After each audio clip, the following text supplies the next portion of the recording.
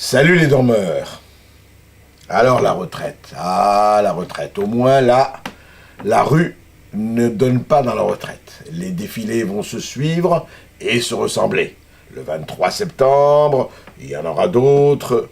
Nous n'allons jamais arrêter. Et pour cause. Qu'est-ce qui est en cause là? C'est que, encore une fois, évidemment, l'arbre de la loi cache la forêt de la complexité des situations. On dit 60 ans et on se cale sur 60 ans. Que veut dire 60 ans quand l'espérance de vie aujourd'hui, en Occident, en général et en France en particulier, est de 85 à 90 ans, ou en tout cas 85 ans au moins. Si l'on prend sa retraite à 60 ans, c'est-à-dire qu'il faut payer pendant 25 ans, et que les actifs payent pour les retraités pendant 25 ans. Très bien. Si on peut faire fonctionner la planche à billets, pourquoi pas? Mais on sait très bien que ce n'est pas comme ça que ça se passe. Donc, un des facteurs d'ajustement est évidemment de prolonger la durée de travail ou de hausser les cotisations. Alors on ne va pas rentrer dans la technique. Moi simplement je me dis mais qu'est-ce que ça veut dire? Pourquoi ce ne serait pas fonction d'abord du style de vie que vous avez mené, de la pénibilité de votre métier, du fait qu'il y a des contraintes physiques difficiles ou pas? Mais quel rapport peut-il y avoir entre un ajusteur chauffagiste et un fonctionnaire de n'importe quel ministère?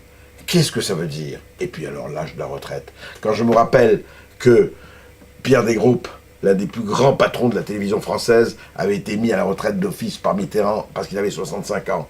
Quand je pense que Luc Montagnier, l'un des découvreurs du virus SIDA, avait été obligé d'arrêter son laboratoire, enfin d'arrêter ses activités en France à 65 ans, et évidemment il est toujours aux États-Unis où on lui a fait des ponts d'or et on lui a ouvert les bras. Mais qu'est-ce que ça veut dire? Alors moi je demande aux politiciens, aux politiciennes qui tiennent à la retraite à 60 ans et qui ont plus de 60 ans d'arrêter immédiatement leurs activités. Parce que quand même, il faut une certaine cohérence entre le discours et la réalité. Et enfin et surtout, arrêter la démagogie. Ce n'est plus une question de gauche ou de droite.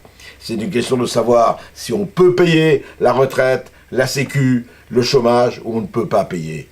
Et vraiment, n'oubliez jamais ce slogan berkoffien par excellence: quand on joue les autruches et qu'on se met la tête dans le sable, il y a une autre partie de votre anatomie qui est ouverte à tout vent. Et je n'aimerais pas que les autruches qui nous gouvernent nous préparent des lendemains qui s'introduisent de manière très dure. Alors les dormeurs, avant de subir les derniers outrages, réveillez-vous.